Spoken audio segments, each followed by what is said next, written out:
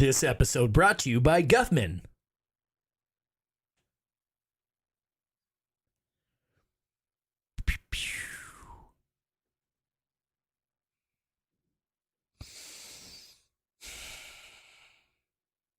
I don't think he's showing up. Hey everybody, we're watching Waiting for Guffman and you're listening to Miscast Commentary. Hey everybody, welcome to Miscast Commentary. I'm Joe Finley. I'm Todd Tebow, the Sailor Murray. I just stole the ability for him to have a drink. I was like, oh no, we're on. And that's improvising, folks.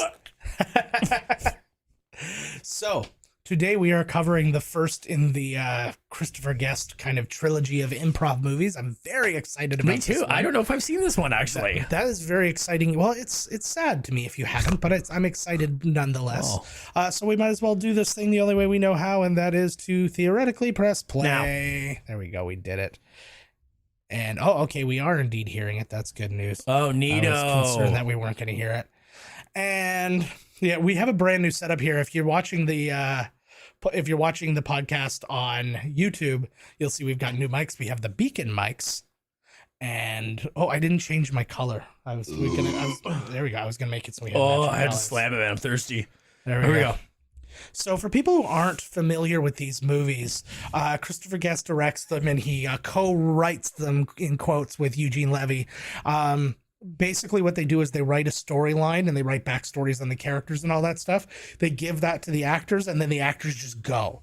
And so they know in each scene what they're supposed to accomplish, but they're not given any script whatsoever. And then they just work through, and then you get like classics like this shit. This totally looks like Godrich.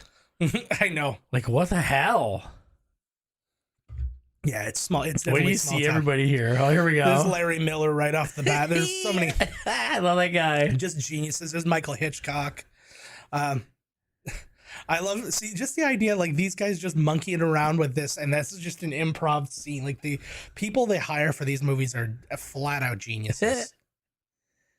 Wasn't he the asshole in like the Nutty Professor? Yes. In the Nutty Professor 2, does he not get raped by a giant rodent?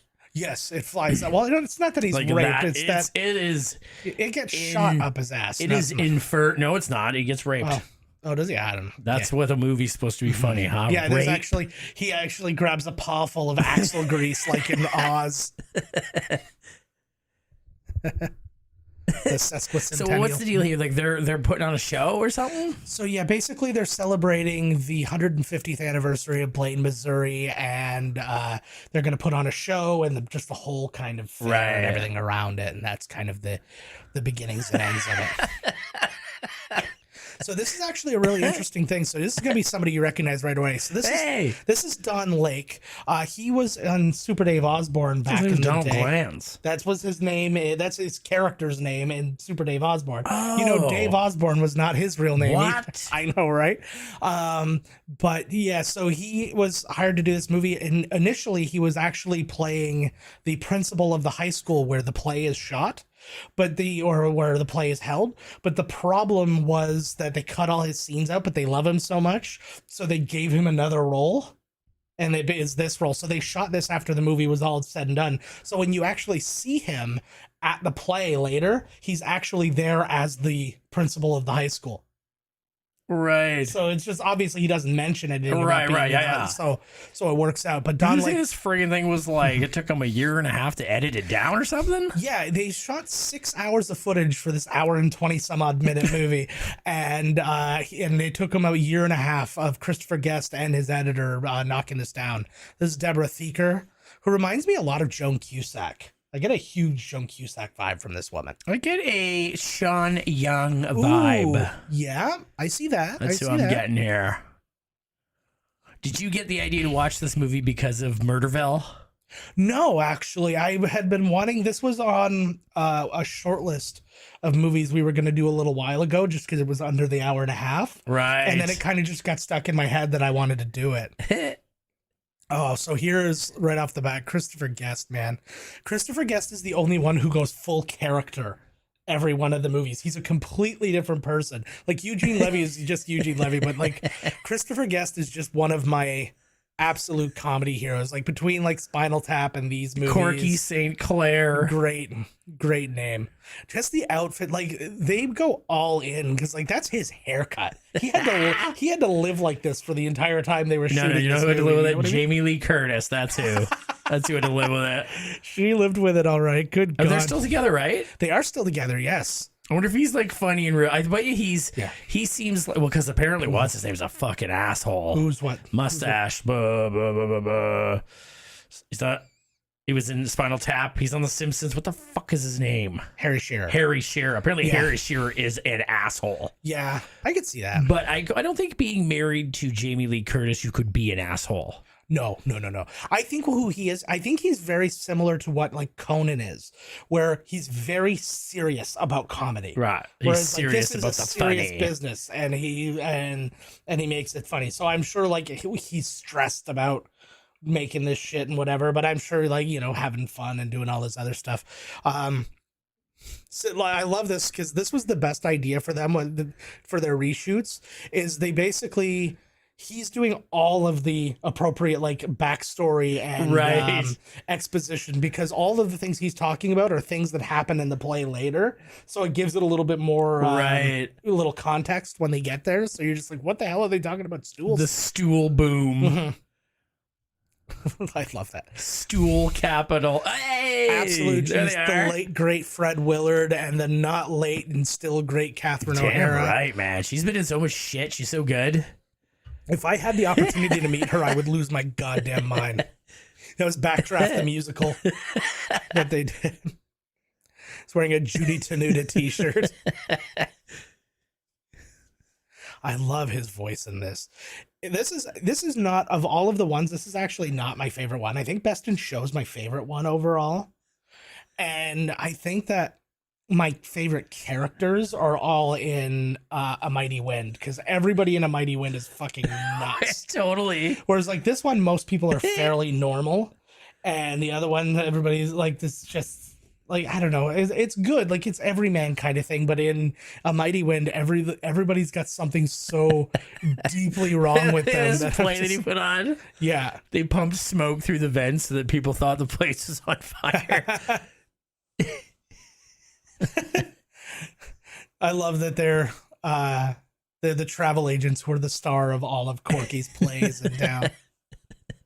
I love these two people so much. He is one of the He's so fucking he is killer. one of the most like he is a samurai of improvisers. I know he's so funny. Like you have to be like there's no chance that somebody who's okay at improv could go up with him because like he would do your best to kind of make you funny, but he's just such a steamroller when it comes to just being funny, right? Oh, this is great. Tell them why. You can tell him. Look how young he looks in this too. He had his tubes tied. Yeah, no. It's better than that. And then boom, Parker Posey. Parker Posey. She was somebody who among the group did not have as much improv experience. I guess because she's way others. younger than everybody. Well, on top of that, but like she also didn't come up in like the Groundlings or Second City or anything like that, right? So where everybody else is of that world. Yeah, and I mean, people, again, who don't know Christopher Guest that well, he was obviously one of the members of Spinal Tap as well. That is also a heavily improvised movie. And actually, there's a lot of Spinal Tap connections to this one that we'll get into when the time is appropriate. At the appropriate time. I find it so weird. Sorry, I'm getting used to this new microphone. We can't hear everything properly. Yeah. Yeah, we can't hear our own voices immediately. Okay, so here's what I wanted to talk about. Hey, is this David Cross? This is David Cross, and I happened to tweet at him today. And I tweeted the following thing. David, I'm about to do a podcast episode about Waiting for Guffman. Anything you want to share about being in the film? Now, I know that what you're thinking, and of course this isn't the time or the place, yet here we are. He responded. No way! I did it all in Spanish, and it was dubbed in English much later. That's his response. No shit! Yes, so see, there it is right there. Yeah, I'll put prove it it up. to me, you fucking liar. Oh my God! You actually just spoke to him. Yes. You spoke with David Cross. We're watching on TV right now. He gave that me. makes you like, you know, when they say you're like town name in a movie. Yes. I'm the new co-host of Mr. Show. Oh, here he is. Here's Eugene. Oh, here he is. The genius at work, man. God, he's got the most expressive face in human history. It's episode. So it's all the people that at their jobs and they're going to be in this play. Yeah, it's just community theater, right? But it becomes like the biggest thing ever. He's been in lots of shit too over the years. Oh my God. Him and Catherine O'Hara always found themselves in something. Oh, absolutely. And it's like, and he was all over the map too, because he was in addition, like he was in like what, Black Christmas and like he like all sorts of shit like that, right? American Pie. Well, yeah, I see him in like American Pie like 3 or 4 too. He was like, still, I was like, buddy, get that paycheck, baby. Hell yeah. Once he had no, like, because that movie he had no business being in because his son was no longer in the movies. And he's just like, yeah, fuck it, I'm here. And yeah, like, oh, exactly. He's like, why am I hanging on Stifler's house? I don't know. It's like when Screech showed up in Saved by the Bell, the new class. It's like, what do you do here? Oh, I work for the principal. Why? That's never been a job. He's like, don't worry about it. I hope you're hiring for an entire squad because we're a team hire. Yeah. There's 9 of us. Yeah. Yeah. The principal's got to come too, so you need like to give him like something fucking. I love how proud he is of himself.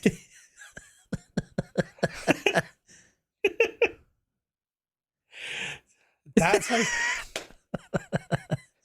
you tell anybody who kind of like shits on Canadian comedy and then doesn't recognize SCTV as being the biggest juggernaut of people. Like, oh ever. My God, yes. Like, say what you will about the first series of SNL, but how many of those people are gigantic currently? Oh, big time. It's like, that must have been such a. It took me like forever to actually learn that. Because it wasn't my time period. Was that they were only all there for like one. This is a pure skill right here. Yeah. So there's actually somebody missing from this. There's somebody in a deleted scene. So we already saw David Cross. Bob Odenkirk was actually in this scene singing like opera. As an audition. So these auditions too, these people, I know.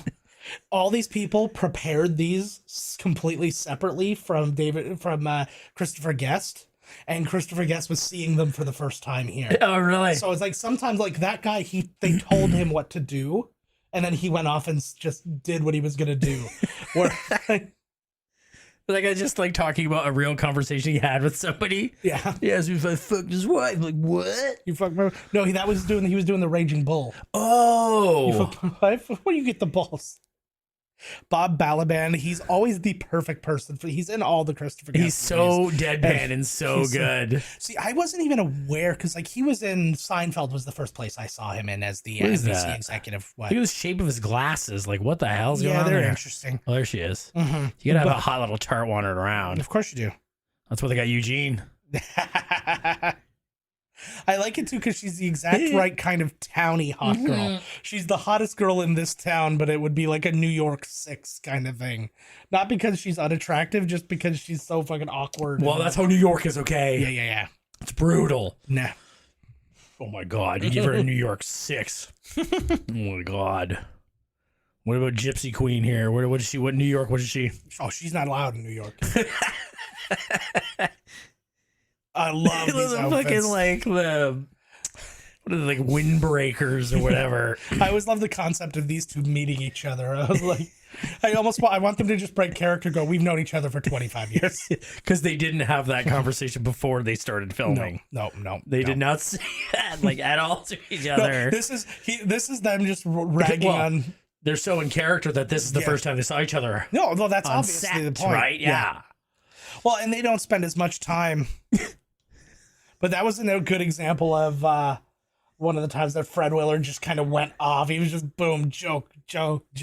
It's like when when Mike Tyson would land a really big punch and just like the guy would just drop claws and he'd go. That's Fred Willard.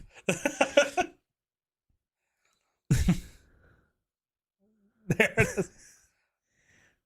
Oh my god, the glasses too, eh? I know, like he requires glasses, but he picks very specific weird glasses. Well, for his yeah, roles come in on, they're this. character glasses, bud. Yes. He's probably got a whole closet full of them. Oh yeah, no doubt. Like my character wigs. I like to wig it up. I'd like to think that you're not actually working on a boat. Oh. You are Fletch. Oh my god. Yeah, tell me about it. I now that I've gotten my first tattoo, Yes. I literally have been watching way too much Bam Bam Bigelow. Oh fuck. And I'm literally thinking about getting a tattoo on my skull. Why? Your hair still grows. Yeah, no, I You know. can still grow your hair over it. But then what's the point? I was thinking it would be cool to be a bullseye. For when like the tech war happens. For when the tech war happens. You know? That puts you at a disadvantage. Like when I know, just like as a joke. I don't give a shit. It'll be hilarious. They'll go, oh, there's one. Look. They'll all laugh. Look at this guy. Oh my God. Nobody wants to live during the tech war anyways. Didn't you read that book from that it was almost like it was William Shatner's book. Exactly, yes. Tech war. God. That's the future right there, bud. I do. I remember, what was that in The Simpsons when they had like they only had the banned books at that school or something? And it was like Tech War was one of the books. Tech War. I love that. Anything by L. Ron Hubbard. Yeah. How I see. You know what? Now that I haven't seen him in a long time. Who, L. Ron Hubbard? Yeah. Yeah, no, he has not been around much. Ever since what's her name ran out of shit to talk about, I haven't heard anything about Scientology. Like, are they still fucking going? Like, no. what? Yeah, no, I hear their thing. What's her name? Leah Remini. Yeah. Kevin James' ex-wife. Yeah. There's that's a good way of putting her. I personally, I put her as one of the living dolls, She's which was beauty. that spin-off, which was the spin-off to Who's the Boss? You remember that? I do not. Oh my god. Living dolls? Do you remember back in the late 80s when they would start doing spin-off? It wasn't like say like where Family Matters is a spin-off of Perfect Strangers because okay. Is it? Because There's a crossover character. The wife was the elevator operator at the Chronicle, right, where they worked, and then but she was the same character, and then it carried over. So this was one of those ones where they just brought in brand new characters, and then there was an episode all about that ends up being another show. Right. So the episode was that Samantha's friend from Brooklyn comes to visit them, and she's staying there for a while, and then you find out she actually ran away because she's got like negligent parents or whatever, and then she ends up being like taken to live with models. She's like, you're very pretty. I have a house full of models. You should come live with us. Oh yeah, that's how I get all the girls. It's so ridiculous. So you're crying at the bus stop, huh? Yeah. Looks like you might be abandoned and alone. Maybe I'm the only person that's here for you, you know? Maybe you come back to my model house. That's kind of what it was like, and it was really fucking scary. But there was so many of those, like what's it called? Married with Children had some of those. He had that one with the guy who ended up being the dad, and I think he ended up being the dad in that other like that Married with Children ripoff with like E from Entourage. And, right. But and then not Joey Lawrence, Jesus. Matt LeBlanc played his son in that. The very young Matt LeBlanc was his son, but it was a spinoff too. Right. Because like Al was in a scene. I don't remember, like, I'm gonna have to look this up. Oh, dude. Maybe once I see it, it'll like you'll jog the... You'll remember it immediately, and then you'll just go, how does this count as a spinoff to the... They literally just did a pilot for Who's the Boss, or for this show within Who's the Boss, and then they just happen to have a couple of people walk in and go, hey, I'm from Who's the Boss. That counts. Out. Like Samantha's in the whole episode and Tony's in a chunk of it, but most people weren't really around. That's like so fucked up, eh? What about pantyhose? I love the idea because with him as director too, he can literally just sit down at a camera. Like I feel like he's doing this in the middle of the night by himself. Just like he's like, all right, I've shot everybody else's shit. I'm gonna just go work out my stuff now. I was just thinking, this looks like the cheapest movie ever made. Oh yeah. It cost about $4 million to make. Yeah.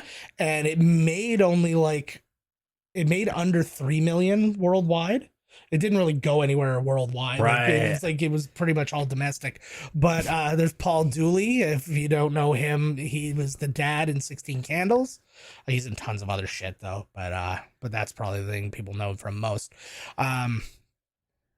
But yeah, it didn't make its money back. But this was also like one of those limited release deals. Right. And stuff. Yeah, I didn't think it would be like, crushed. when it came out on video. Right. A lot of movies did that. Good old video, eh? Yeah. Because it's to come off the movies now. And then I was like, okay, well, let me check it out on VHS. I can rent 3 movies. Yeah. He got probed individually by I said, he's talking about being abducted by the aliens that showed up. I love this. That ship. I like that they brought him in. He's in this scene. Yeah. Oh, God, this one's good. Where are they? In some fake town or what? Yeah, it's Blaine, Missouri. Yeah. And yeah, the whole thing is about like them it's really funny because like they built this huge backstory about Blaine. And so here's him actually coming up with some of the that's him coming up with the dance moves for this historical thing.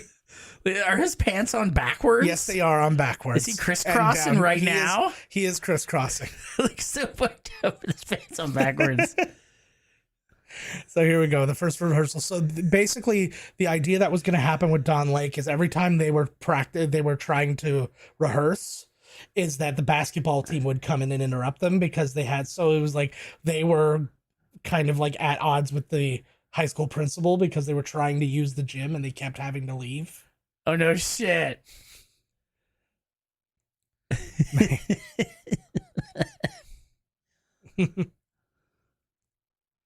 Oh, this is the perfect.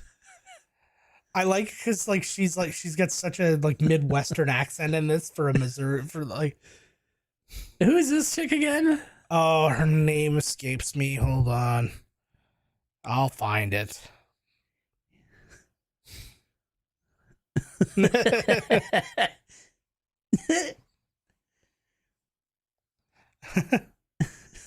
The fuck, eh? Yeah, this is essentially the entire cast for this whole like play that they're doing. I gotta find her name now. God damn it! I love this like little slice of life, you know, where these like people. Linda Cash was her name, and she was in. She's in Man of the Year. She's also in Best in Show, Cinderella Man. She's in a bunch of stuff. You get it.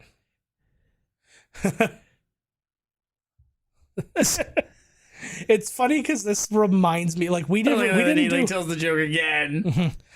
We didn't do like this kind of weird like exercise stuff when we were doing theater, but it's like the general feel. It was very familiar to me. It was like. Have they even gotten their scripts yet? Like, have they? They're just running through some early exercises, get the bugs out, you know, get the trust. Yeah, exactly. It's essentially what they're doing right now. So that's the only thing, though. The only thing not improvised in this is the play that they do. So they were legitimately nervous because they performed the play for real in front of those people.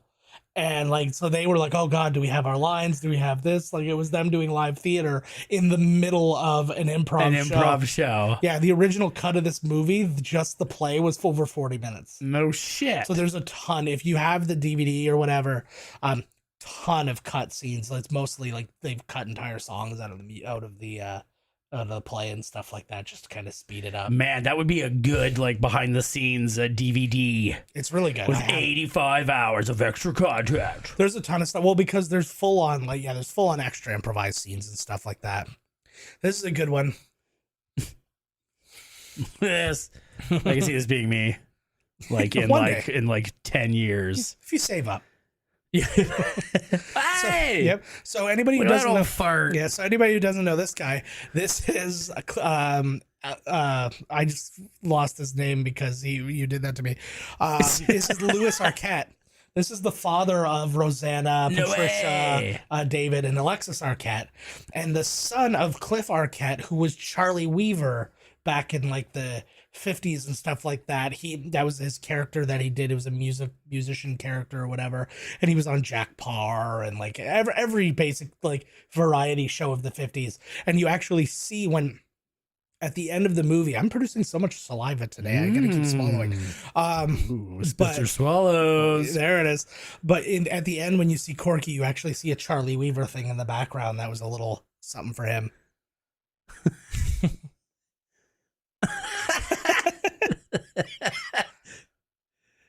Oh, he wants him. He knows who he's looking for. Oh, yeah. So, Johnny Savage. So him and Parker Posey are in Scream 3 together. I don't even know who he is in Scream 3. I just know he's in it. Yeah. Maybe he's Ghostface. Ghostface Killer? Ghostface Killer. Oh, there's Bunny. There's Bunny. Brian Doyle Murray. I talked to your brother once. I'm so cool. You did? Yeah, it's not Bill. His other brother. Oh, yeah, he's totally. I never. Oh, my God. Mm-hmm. You didn't realize that was Bill Murray's no, not until this very moment. And I'm looking at him. I'm like, oh, my God. Yeah, that just is Bill Murray with a beard. Like, he's his older brother. I like he's just judging the weird homo that just came in.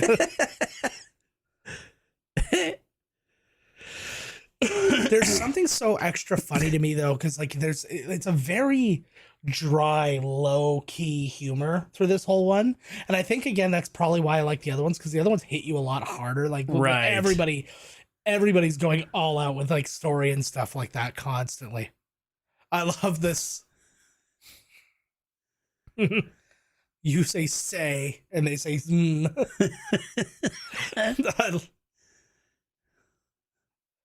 I feel like there's a storyline they didn't explore here, where it was like him, like in love with him, and that's the only reason. Oh, he was in love with this guy. Yeah. That's what I thought was going on here. He's trying to pick him up, so we put him in the show. Yeah, he sort of did.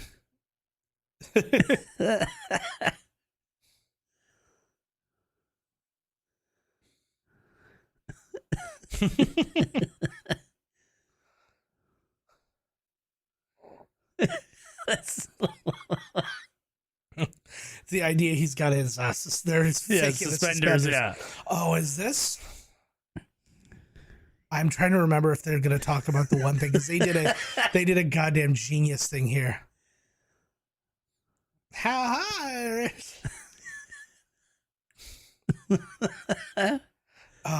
Makes me miss theater so bad. They're at the auto shop now. Well, yeah, you gotta move into the space, and you gotta do space. Yeah. This will bring people in. Yeah. So you can actually see that Eugene Levy's in the back there. I guess he would break down laughing every time he saw Christopher Guest try to do the dances. Right. So they're like, just get him in the back so he can't see him. So he's literally hiding behind everybody to make sure.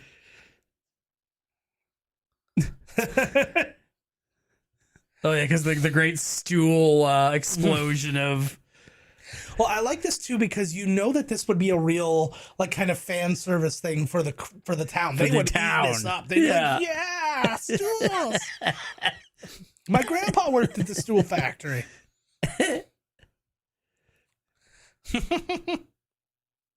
I think buddy's just like very slowly painting something in the background, like so unbelievably slowly. That's somebody who's eating up his extra work. Oh yeah.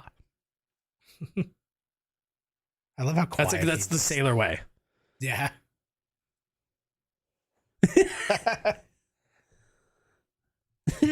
gotta adjust here. They probably didn't go like so far out with the characters here to try and make them seem kind of real. Yeah, to seem like more real than, you know, like a caricature of a person or like. Yeah, no, absolutely.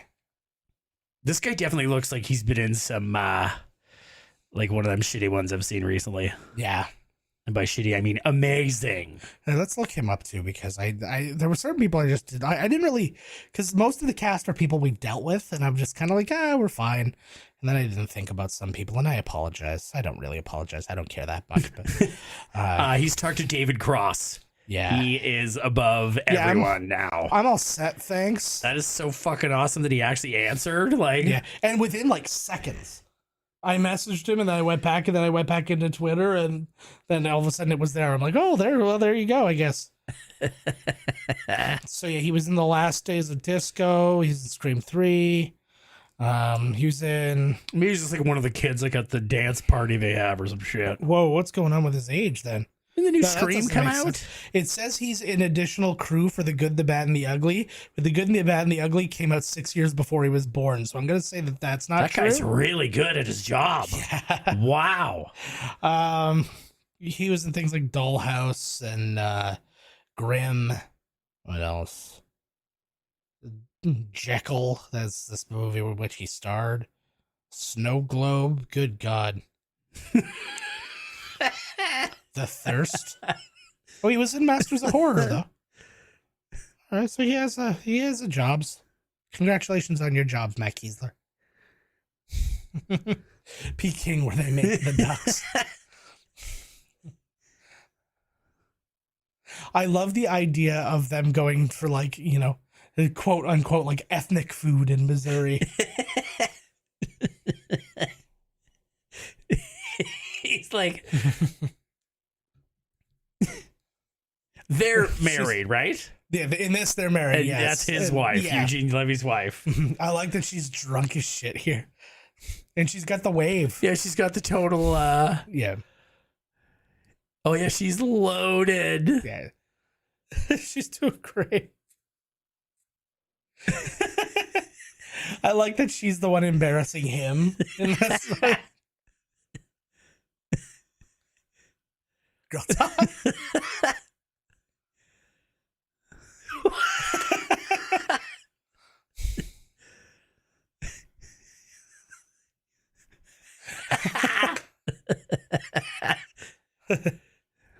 Uh-oh. The surgery. We're gonna find out what the surgery is now.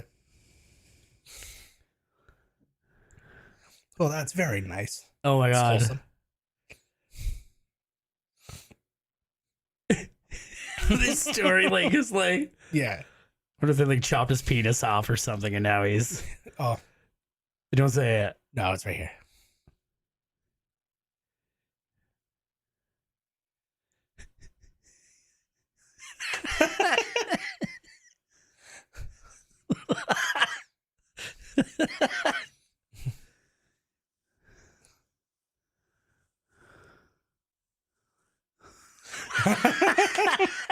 Waits for the waiter to come down to drop that.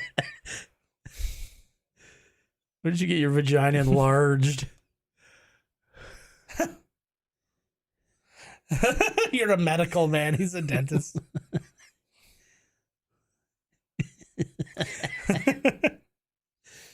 Just like whips it out at the dinner table. So this is an interesting thing. So this is the whole waiting for Guffman thing of this. I'm assuming. This is Guffman. Yeah, I'm assuming that they use the name Guffman because instead of using MacGuffin, like he is the MacGuffin of this movie, like the briefcase in Pulp Fiction or whatever, right? Do you ever get to see Guffman? It should show up as John Candy. You never see him. That would be very funny. Mort Guffman, MacGuffin. Mort Guffman. Yeah. Well, how about that? So I like this though. This is such a like. Think about what he's actually getting here. Yeah, this awful theater thing. The fuck, like, that reminds me of when we did in school. They had like lip sync competition, and like a bunch of us. I don't know if you were there or not. What school I was in here.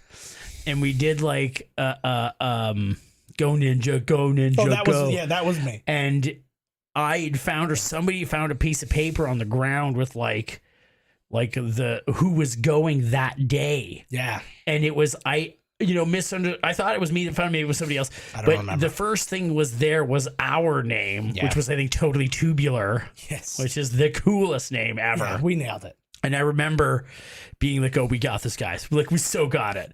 And because I saw our names at the top of this piece of paper. Yeah. And I was like, that means we're the number. Like, we got it. And thank God we didn't win. Because even just remembering that performance to try out for the thing was embarrassing enough. I know the name of the person who won that competition and the song that she did. That's how much I remember that day. Okay, wait a second. Her name I was probably so devastated that we didn't get in that I don't give a fuck. Her name was Galena. I don't know if you remember her.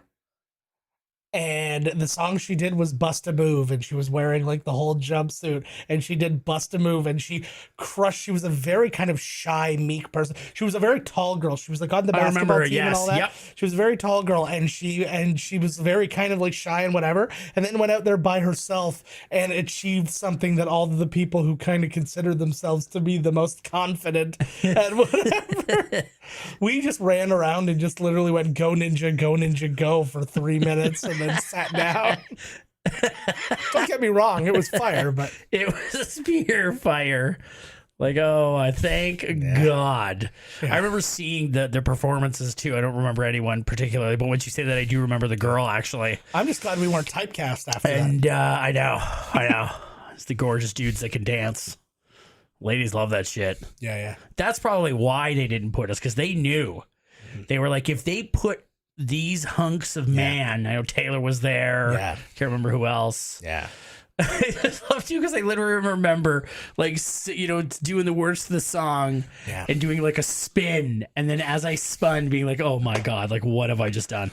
And then looking over and Taylor's just like grooving. Yeah. He's just like sitting there, I think he was pretending to play an instrument or something. And he's essentially just sitting there, like just grooving, like as if he was in a car next to the, like that tune. I'm still haunted to this day. But anyways, they knew from seeing that if we went up onto that stage, that it would be a goddamn sex bomb. That's why I was like an orgy would have broken out. Like it just would have been men, women climbing, ripping. Well, let's be very clear: men, women. This was a K exactly. to 6 school. Yeah. Okay. So we were in grade 6. The grade 6ers.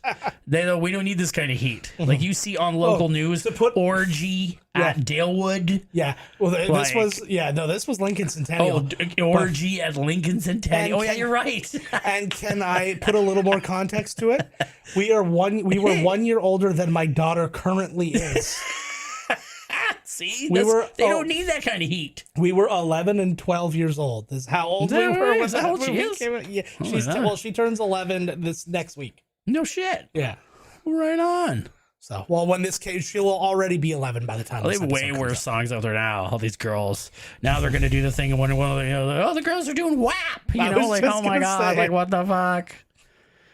Trina, my neck, my back. Like oh yep, she's 12. Everyone. I love this misunderstanding here because he asked for like $50,000 or $100,000 to do the play. To like really do it upright, and they laugh. He's like, our budget for the whole year is $15,000 for everything. That includes swimming. It's like, well, I don't have any swimming in my play.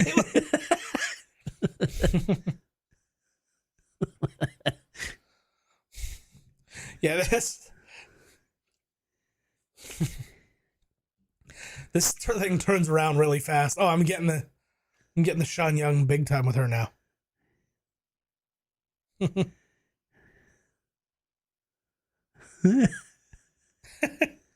I'd like to know what he was doing for a living in this town. You don't really find out.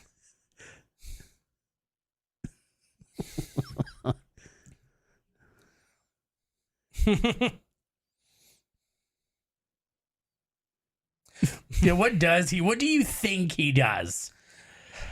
I feel like he works at a clothing store. Bite my pillow. You bastard people. Oh, I thought he was coming back in. No, never. I totally thought he was coming back. Yeah. I feel like he runs like an art store or something. Like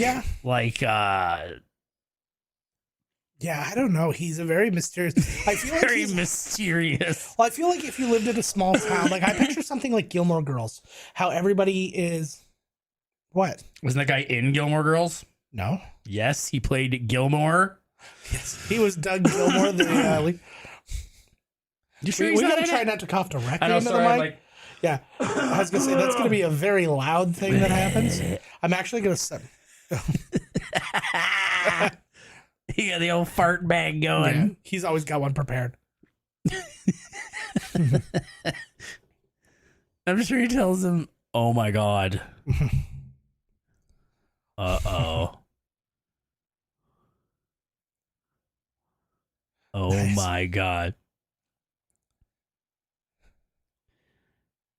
Hopefully we'll have a show. The go time is 5 days.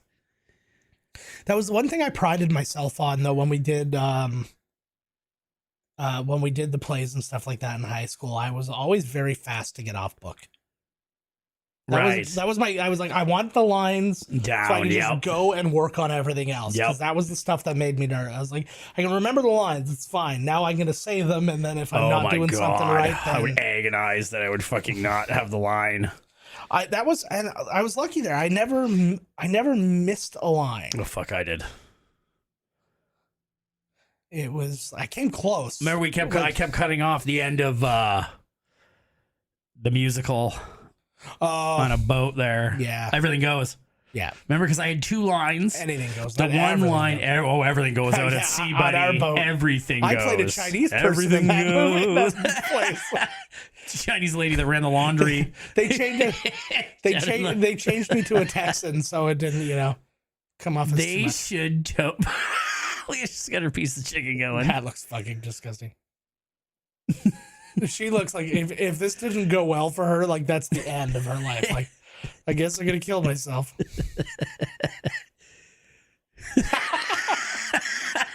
He does look so young in this though. She looks pretty much the same. And like between then and now, this came out in. Oh God, what year was this? It's like 96. This came out, or maybe a little bit later. I love this.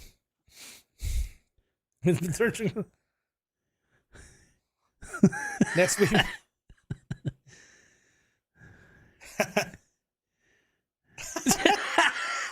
They went on to win the state championship. I love this. This is me. I should go bumper bowling, bud. Oh man, I love. What year was this? 90 I think it was 90. I think it was 96. Let me just double check it.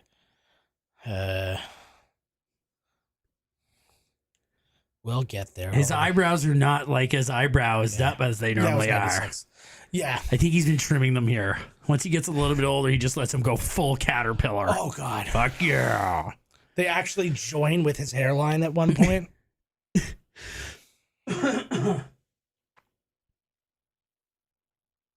He's creative. This is the way they've all decided to just talk about gay people. They're very creative. It's true. This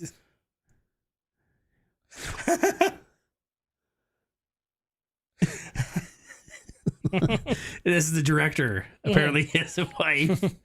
There was like that skit on SNL where it was Lyle, the effeminate heterosexual, and just the name of the skit is the only thing that made like the whole skit was just like, well, like somebody's like, who's there at the door? And he's like, oh, hey, Mr. Mailman. And it's like, how's it going? And he's like, oh, here's your copy of Sports Illustrated. It's the swimsuit issue. And he's like, oh, geez, look at how hot these tarts are, right? And I remember that. I remember that. And then somebody comes up to him and he's like, I got you this because he's like, why would you give me this? And they're like, well, I thought you were gay. And he's like, whoa. And that's like the entire skit. That was like, that's 1990s SNL. Heterosexual. And then there's wife too, what's her name? Pat. What's her name? Julia Sweeney. Julia Sweeney. And she gives him like some dude thing. He's like, what's this for? She's like, well, I thought you were gay. And then what?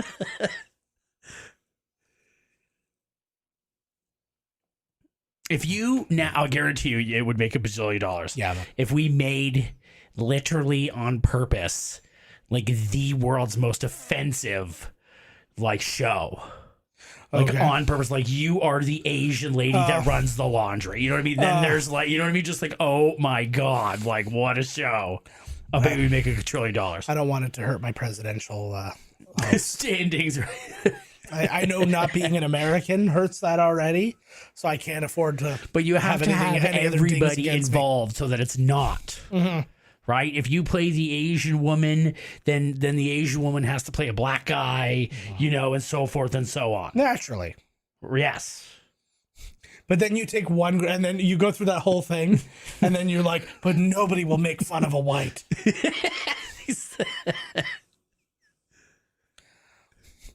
Or you just have somebody come out and go, macaroni and cheese. Oh, like. No, it would have to be more in the context. We're not just bringing out stereotypes. They have to be within the story. No. Deep, intricate story. Everybody else, that's the case. The white guy comes out and goes, where's the macaroni and cheese? You know what? Look at how skinny Piper Paraboo is. That's not all her name. Her name's Parker Posey. Oh, well, she's Piper just as skinny as she should also be a then. person. Yes. Yeah, she's the proper skinny for a Parker, not for a Piper. Yeah. Smell. Oh, here we go. It's coming together. Yeah. Stool the musical. She should be no problem to pick up.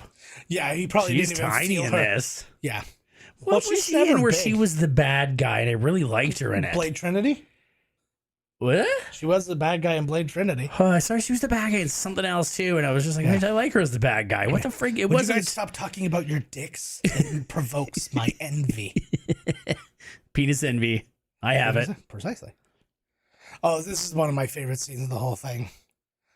So they're talking about how he wouldn't have glasses for some of the scenes because glasses didn't exist. I've recently gotten into the big ones too, man. I like it. It's way better.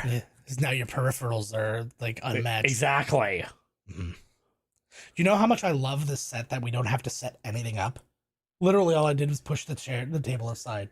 Well, I am proud for you. Oh man, life is so You're supposed to pull it like the fucking Rice Krispie commercial, pretend like it was the hardest fucking thing. It took you all day. Well, what's going to happen is when we get the new desk, I'm actually going to pull it back out just so we have just because this area of the background I want gone. But aside from that, everything's cool. What background? Just like on the side here, like you can see my washing machine. Ah, come on. So whatever. I just want to slide it back a couple feet, but the lazy eye. Good God. It's so big. Like, you know what I mean? For to have an extreme close up and do fall like off the big, fucking. Man, does this ever look like friggin' Godrich? Yeah. Let's look it up. Let's see where it was shot.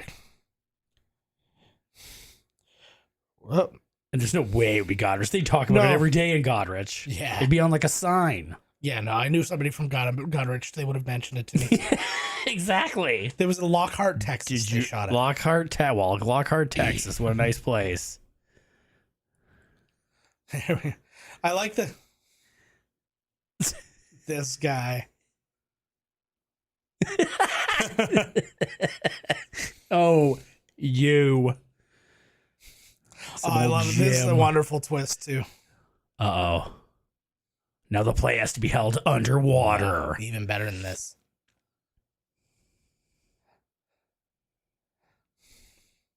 It's something I saw coming a million miles away, because this is about essentially what's happening is Matt Keesler's character is dropping out of the play. But I saw that a million miles because he has nothing to say during the entire thing. He's just there. And I'm like, I feel like he's not going to be in this. The guy, the good looking guy who was in the play.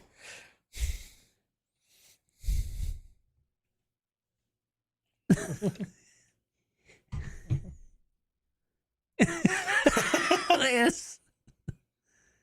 Of course.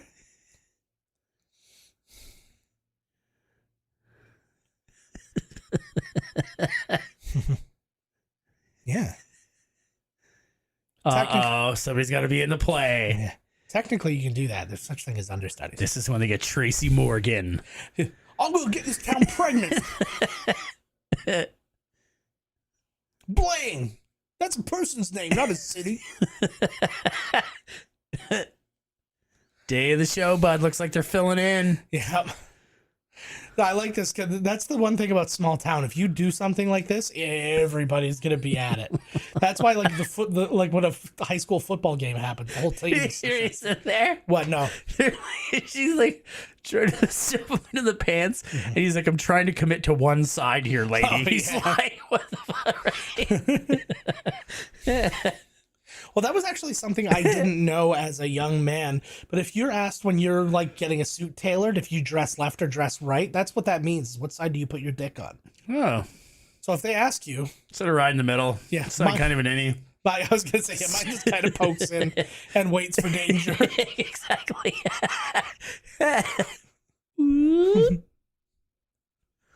It's like, you know those dogs that have tongues that are really long, so just the little tip always sticks out? That's kind of what's happening with me. Well, that does mean you have a huge cock. There's a little bit sticking out. No, it's like... right. No, it's not that impressive. Mine's a sexual iceberg. Yes. It's like there's a lot under the surface. His asshole is full of dick, if you know what I'm saying. Oh, yeah. Wait, what? And if you get at least a good couple people to hold everything down, yeah, when that rocket fires off, you got 2 inches of heaven, baby. Yeah, exactly. You got... Todd actually has piercings down there, so you could like go into the straps. And, like, exactly.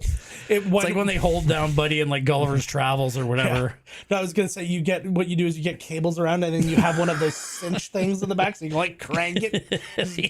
The old crank. It reminds me of this guy. Oh my god! It should not remind you of this guy. It was one of these TikToks or whatever it was. It was this guy. TikTok. He's at like UFC, and they're showing on his phone the guy that's like sitting kind of behind and over, and all of a sudden he's like, "Twist his dick." And like he stands up and he's like, "Twist his dick." He's like, "Give him the old dick twist." Did you ever see? And then he just sits down, and they're like, amazing. "What the fuck?" Like, did you ever see the Japanese wrestling match where the guy grabbed the other guy by the dick, and then the guy's dick fought back and hurt the other guy? Oh no, that was the worst wrestler. You do know that Ken Shamrock actually fought that fucking goofball and did that shit. He was sued. His name was whatever. It doesn't fucking matter. Yeah. He's such a piece of garbage. But yes, his penis would wrestle. Yeah. If I was anybody, I would be like, I don't give a shit what you're paying me. I am not going in that ring and grabbing that guy's fucking dick. Yeah, I'll grab his dick, but not. Yeah, I'm not going to fuck that. Yeah, but I'll grab his dick because he's not asking me to. I cannot fucking think of what his name. And I remember him being in a match with Brandy Rhodes, which I don't know what the hell they were thinking. He was like grabbing her tits the whole match, and like that's not like but that was like one of his moves. Like he puts, but she is agreed to it. Yeah, like it's the move he does. Yeah. He picks you up this way, but he grabs her by the boobs, and I'm just like, Jesus Christ! Like, agreed to it is still not. It's what still the fuck was his name? Yeah, agreed to is still a slippery area though, because agreed to is she did it, but she was afraid she was probably going to get fired. Oh no way, no, I don't think it was like that at all. Yeah. What the hell was his goddamn name? But yes, I remember Ken Shamrock doing it, and being like he grabs his dick, and then Ken Shamrock goes woo, and he flips himself over because the guy's penis like did a move. I didn't think that he was that like agile to do that. So hey, good for him.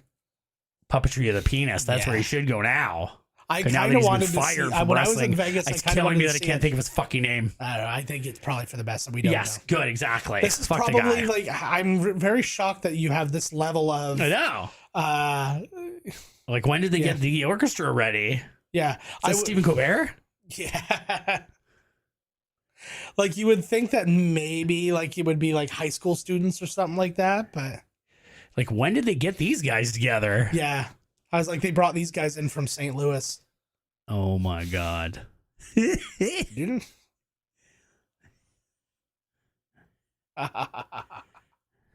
eyeliner, man. This is the kind of stuff I just couldn't wrap my head around as like a 16-year-old lad with the stage makeup. Like I did it, but I made a girl do it for me because I knew I wouldn't be able to do it to myself like properly.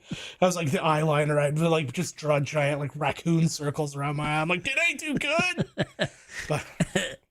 But yeah, this is a legit crowd that was brought in to watch this though. This isn't like friends and family or anything like that. I like, this guy's an old, drunken guy living next to a fire when he watches a whole room of people like take about an hour to sit down, and then he thinks that they snuck up on him. Yeah. So all of the songs that were written for this play were all written by Christopher Guest, Michael McKean, and Harry Shearer. Oh, nice. So Spinal Tap wrote everything for this. And actually, in the original script for this, a tornado actually destroyed the gym before the play ever happened, so there was no play. So I think they decided that would be a really shitty lack of payoff, so they decided to write a play instead. Right, they like to not see the play. Mm-hmm. The play's starting, the end. Right, we're going through the curtain. End. Yeah. Fan. I do love object work. Billy Whitaker. That guy always gets the good roles. Oh, absolutely. Oh, I do love Blaine Fabin. So there's somebody there to sit that's reserved that they're not there. Is that supposed to be Guffman? That's supposed to be Guffman's right. seat, yeah.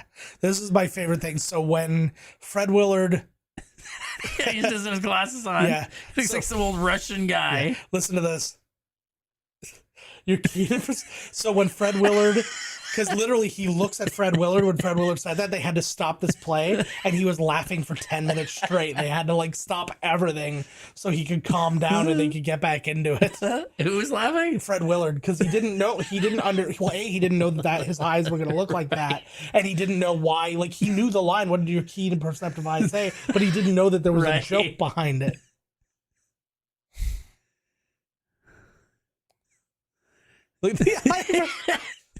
The eyebrows were puppeteered by Phil Tippett. He looks like one of the dudes from The Kingsman, the new preview they showed. Oh yeah. He's a low rent version of what's his name? Why can't I think? Rasputin. He looks like the guy from Straight Outta Downton. Oh, here we go. Are you gonna watch The Gilded Age, which is American Downton? Fucking right, I'm gonna. All right. If it's got Buddy's name on it, man, I'm on it. Nice. Whatever his name is. Who? John Downton? Yes. Yeah. John Downton. And what if Charles Band directed? Oh my God. I don't know. See, I can't remember his name either. But whatever. Watch Downton. You know I love Downton. I love Downton more than fucking Faker on Marvel. Oh yeah, this place picking up now. Oh, they're into it. I like that this is just a big, how long was this play, do you think? How long were they sitting here to watch this play?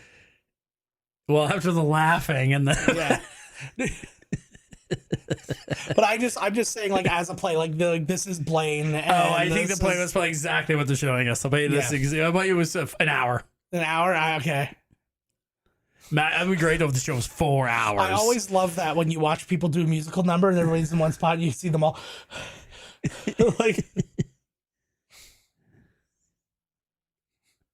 Now he can start to wear glasses again. Oh, there you go. You're doomed. He's the you're doomed guy.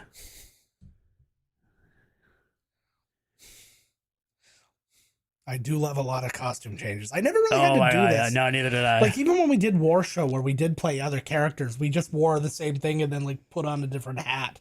Yeah, or a mustache. Oh yeah. Oh, there he is. I already had my mustache. Way to show up halfway through the fucking show, but I don't even know what's going on. Oh wait, they haven't gotten to the stools yet, so yeah, we're getting there. I love this line. What about Blaine? Ooh, inside joke for the locals. Because he is the... Yeah. I wonder if that was on purpose or not.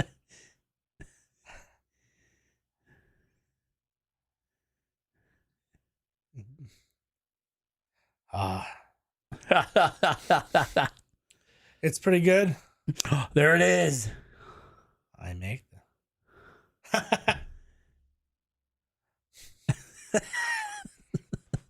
It just makes me want to watch a lot of local theater. I know, right?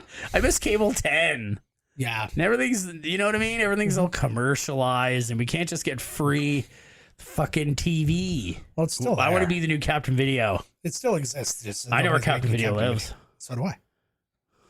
Well, Let's go. Let's do it, man. Let's go fucking kill him. No. Kill. Oh my God. Yeah. Take his face. Yeah. Yeah. Yeah. Then we'll That'll be have his cool. warrants. You got. We haven't found you in years. Nope, It's like, you're going to jail. He's been hiding out in his house forever because he's not allowed to leave. So when they see you out with his face, you're in jail. I saw him at a Canadian Tire one time. No fucking way. Was he getting crazy? No, he's just a human who was buying like Just tie a wraps or human. something. But he was there, and then somebody yelled out, "They're like Captain Video." And he's like, "Hey," and I'm just like, "All right, I'm not gonna say hello." He doesn't seem like he's down. Well, what the fuck? Mm-hmm. Give me Captain Video, not want like. Yeah. I want one of these commemorative waiting for Guffman stools. They should have given this out for promotional materials. Everybody look under your seat. No, it is your seat. It's a great song. So I have to explain that was a regular camera. People used to bring small cameras. Oh my God! with them Yeah, to did you take see that? I'm photos. supposed to flash it. Oh my God! Look at that stage crew. I don't mean to play again, man. What the fuck? I know. I like as well that their industrial age was making stools. Yeah. The actual physical music that's accompanying the lyrics, though, is like almost too good for the music. I know. That's what I'm saying. Like, it's not a bad show, actually. Yeah, I'd go Shit, see yeah. this. How amazing would it be if they did for like charity or something? This cast did this play for like a charity thing. Are they all alive still? Yeah. Well, Fred Fred Willard's Willard? dead. He died, but you can get somebody good to be him. If you dug his body up and used his corpse, he'd probably be laughing his head off from wherever he is. God. Oh my God. He's making everybody else laugh their head off. That's how I get into heaven. He's got the gods distracted. He gets sneak in the old back door. Yeah. They're all like, "Oh my God, stop it. You just can't hear non-stop laughs. We've been laughing for 200 years. I live to be 240. By the way. Of course you do. And Just intermission. yes, that's the intermission. I always thought, about this play, and then it turned out that it was real. Yeah. I think hopefully it sucked so that when I do it, it'll be way better. She really reminds me of Blossom. Really? I feel like I know this woman, and I feel like she's a demon in the sack. Yes. Anyway, so the play is like you're going to see a play. Yeah. And it is like the worst thing you have ever seen. Yes. And like shit is going, but that's the point of the play. Like you don't tell them that. Yeah. You're like Hamlet. Yeah. Like his dancing as thick as it's ever been. And then when you're like, they're tripping and like a girl rips her top off on a nail or something and like the set falls down and like, shit, like just crazy shit. I like that amongst your foibles is still a girl who ends up naked. It just happens and the tits are out. Yeah. Yes. Then all the stagehands all come all over her. Well, come on now. This is supposed to be camp. They ain't no come in camp. Okay? Yeah, no, I get it. You know the rules, bud. I understand. You know the I rules. apologize. No come in camp. I love this. He's just he's got such like a Nazi haircut. Oh, I could totally see him playing a frozen ex-dead Nazi. I love. Who is he? Oh, he reminds me of Buddy with the bleeding eye from Frighteners.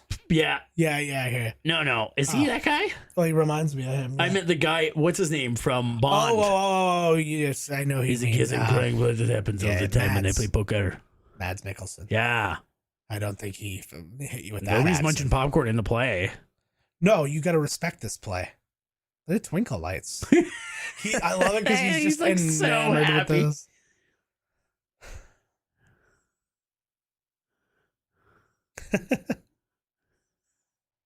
You're just gonna have to go ahead and assume that everybody in the war back then cheated, because there was no like coming home for a weekend and then flying back out or something like that. It would take you a month to get there and a month to get back. Right. I like how they play like the love interests too all the time when he's a considerably older gay man. Oh my God, this acting is so good.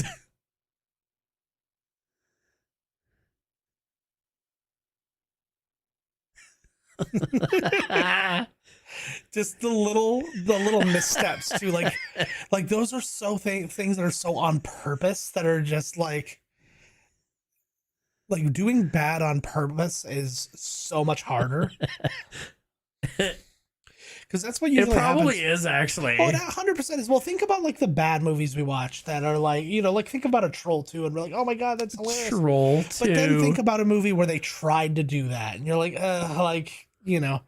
because they were trying to make a comedy out of the horror, right? They're like, oh, we're going to make them laugh at this. A horror comedy. Oh, God. Always. All the cheap ones are like fucking horror comedies. Yeah. But like it always falls flat because they're like, oh, okay, well, we know we're not going to be able to hit them and make like a scary, badass movie. So we'll just make a funny, campy, whatever. And then it's like, and the second they start trying to be funny, it's immediately not funny. Oh, there's a face in the moon. Yeah, the man in the moon. The person, sorry, oh my God. How are we now? Yeah, what is this here? Is he still the man in the moon? What is he? Has anything gone on with him? Well, anything lately? No, I think just as human beings, we recognize that there's no person, that there's no person in the moon, and that's like. Well, I don't like the man in the moon. Yeah, it's the person in the moon. Maybe it's the moon in the person. That's not. Oh my God! You can take a person off the moon. But, yep, that's right. Oh, look, see? You can take a person on the moon, and thank God, or NASA would have had a real headache on their hands PR-wise. What the fuck?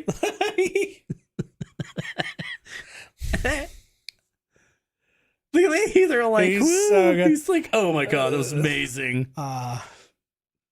God, I would be so, how excited I would be at this thing. Like if somebody was like, oh yeah, this cast is putting together this show, come and watch. And I'd be like, oh my God. That's the best.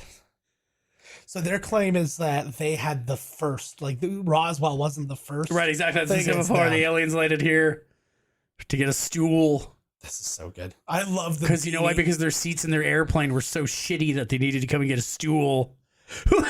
He's like, whoa! Oh, this is really good too. Wait, walking in.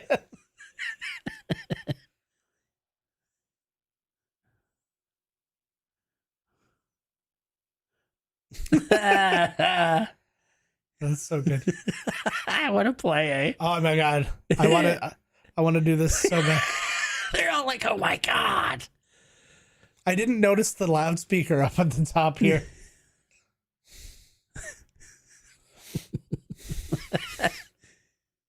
Oh my God, this better be a musical number. Yeah. So the problem is they don't have the. They cut out the song. I love that. They cut out the song. There was a song in this called Nothing Ever Happens in Blame, right? Which actually this song is like a callback to. But like the fact that it's not there, you're just kind of like, oh, what? Because you'll see these guys react to it pretty big. Like, oh, hey. But watch this. See, like people are laughing and they're like, oh.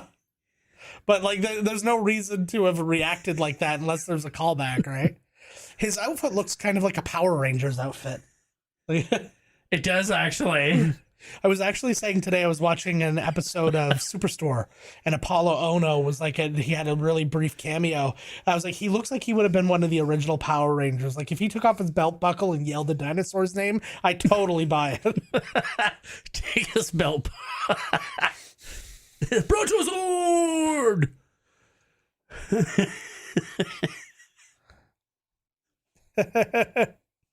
I want a beanie so bad. I just want to be a person who unironically wears a beanie around. Okay, like, so you are shit talking me because I want to get my head tattooed. Yes. Flames like Bam Bam Bigelow. Yeah. But you're going to wear one of those. Well, two reasons. One, mine's not permanent, so if I decide that I don't want to do it anymore, that's great. Two, I don't then grow my hair over it and then make it completely superfluous. No, that's the point. You can take it away. It's like a you know, a mullet, like party in the front, you know, in the back. If you were a real man, you'd make it a brand. So even when your hair grew back around it, that hair wouldn't grow. So then you would have like a crop circle in the middle of your hair. I always wondered about like the healing process because your hair is still growing. Are you supposed to be like shaving your head constantly and like ripping all the scabs off and everything? You'd probably have to take a few weeks off of shaving your head. Like I don't know what the rules would be. Let's try it out on you first. Okay. I don't want to. And then when I see your hair doesn't grow back, I won't want to do it because I'll be scared mine won't. I won't do it, but you'll have a cool head tattoo. This is how fast this really went because this is essentially the end of the movie. They do like an epilogue kind of thing to kind of get it up to time, but we're only at like an hour 10. What a weird movie! It's so man, like what the fuck? So beautifully weird. The other two just destroy it in terms of like how big they go. But like I've said a million times in this episode. It's like, that's your husband? Who are you waving at? I love their... Apparently they did an alternate ending thing where in the epilogue you find out that he's with Corky now. And they're a couple. Oh, which would have been genius. I know, what the hell? Yeah. Oh, the thing is they come up with so many... they come up with so many different like ideas and stuff like that. And it's like some things might not hit as hard for them. Here we go. There we go. Look at the beanie. You can see, look at the beanie. Yes. And the rims keep spinning. Mm-hmm. Oh, I want something that I've done to be called Buffo Sacco. Can somebody please review this in YouTube, like comment below and tell us that this episode was Buffo Sacco? I will love you forever. You don't get anything, but if you do it, just pride. Yeah, you get the pride to be the person who did exactly what they were told. Exactly. That's something good in this day and age. Because what better way? Heroes. What better way to interact with a video podcast than to be told what to do, then do it? What did he just say to him? What? Oh, so he's basically been talking like he said, "Do you think we have a chance to be on Broadway?" He's like, "Yeah, sure." And now he's like, "Let's go meet the cast." I want that America. That looks like it's Kid Rock's hat. That America top hat. Don't tell me how to live. I feel like you are instantly cursed by just saying, "My name is Kid." I love that he was so upset that people were upset at his shitty like freedom of speech song. Yeah. So when people exercised their freedom of speech to tell him how shitty it was, he got upset. Oh, it always goes that way. I'm the one with the freedom of speech, not you. Let's play a huge check. That'd be amazing.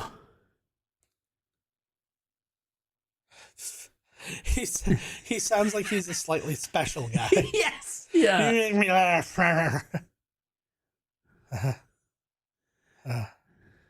Mr. Guffman. Dr. Loomis.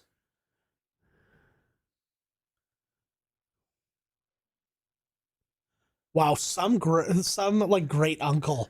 His present to his newborn great niece is a fucking balloon that he found. They thought that was Guffman. Yeah. Yeah, Guffman never shows up.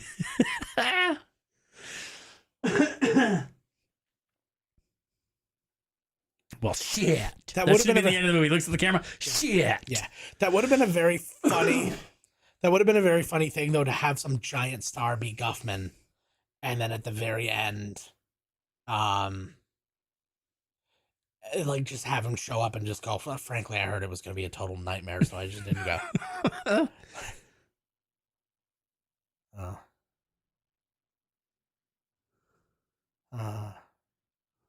Was the show only one day? Yeah. Yeah, it was just like the thing to cap off the sesquicentennial there. What are they all sad about? What the hell happened? Well, because they all thought they all had their chance to like get go out. to They Broadway. legitimately thought they were all going to be on Broadway. I'm so heartbroken. I love that level of hope, though. Don't get me wrong.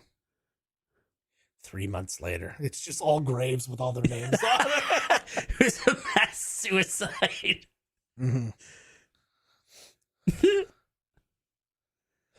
Corky Romano. That would have been amazing.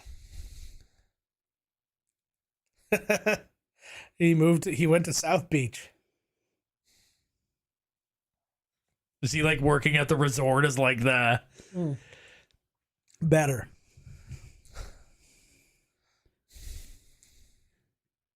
Was he a dentist or something? He was a dentist, yes.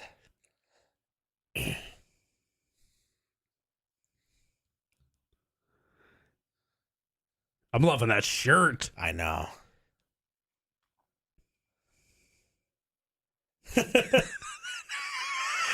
Playing for the seniors.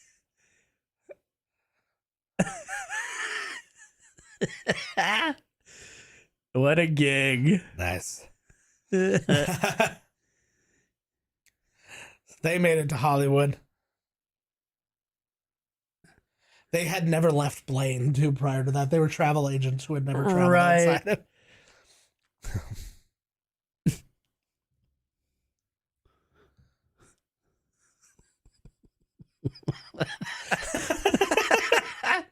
What a great line.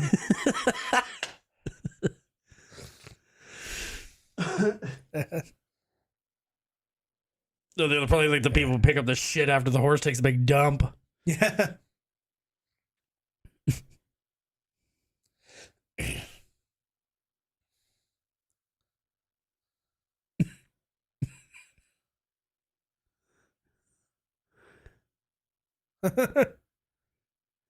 I always love how he coaches her.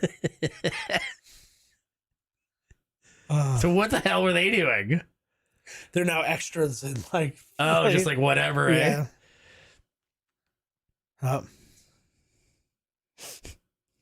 Ruins the property. Ooh.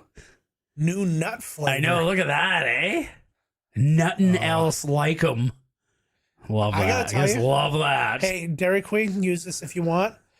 I love me a peanut butter parfait. Oh fuck! I like a ice cream cake. Just the whole one. Fuck yeah, bud. It doesn't fit. There's too much shit in the freezer. You gotta give her. I don't cut it. I just pick it up and then just exactly. Just get at her. After 2 bites, and you're just crying instantly because your brain is fucking gone back to the goddamn Stone Age. And then all that's left is that giant, like petrified disc in the middle. Yep. And you're like biting, you're like trying to bite through it. I got these cookies from my aunt. Yeah. They're like in a huge box. And the cookies were like a hamburger patty. Was like each cookie. That's what I had for breakfast, man. It was fucking, I was hyped. Yeah. It crashed pretty hard, though. Yeah, don't crash that hard, baby. It crashed hard. You don't want to crash. Where is he? L.A.? He's in New York. Oh. So Mort Guffman, he met Mort Guffman and he felt so bad, so he gave him a role in a play. But he runs this like little store. Cockney persuade.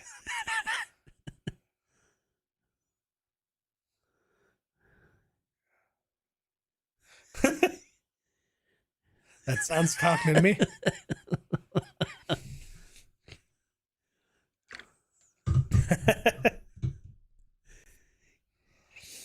Yeah. I love this store that he has. Oh, here you go. See, this is totally where I picture him like. Yeah, but now he's in the other thing, so you can see some interesting things there. This one's interesting. So My Dinner with Andre. So here's what's interesting, because Wallace Shawn is in My Dinner with Andre, and they tried to get him to be in this in the movie, and he wanted to do it, but they couldn't figure out where he would fit in and all that. They go like My Dinner with Andre. Like I love it. I absolutely love it. Action fucking figures. And the one looks more like Larry from the Three Stooges, but that's not totally. But yeah, so they couldn't get Wallace Shawn to be like, they couldn't find a spot for Wallace Shawn to be in the movie. So as a concession, he gave him those My Dinner with Andre action figures, and he still like has them prominently placed in his home.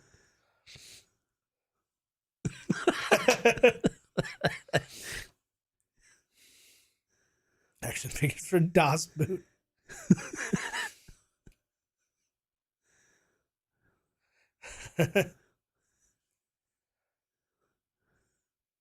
There's more. But it's sweating. It's so good. I always love the written by though, because it's like they actually won for best. Anthony Michael Hall. Yeah. There was the Andrew McCarthy. Andrew McCarthy. Andrew McCarthy, by the way, had my favorite tweet of all time. Somebody, I think it was in Italy. The remains of the day lunchbox. Yeah. So I think it was in Italy. Somebody actually took a dead body into a bank to try and get out his money and stuff like that. Andrew McCarthy was in the city where that happened. He's like, just because I'm here doesn't mean that it has shit to do with me.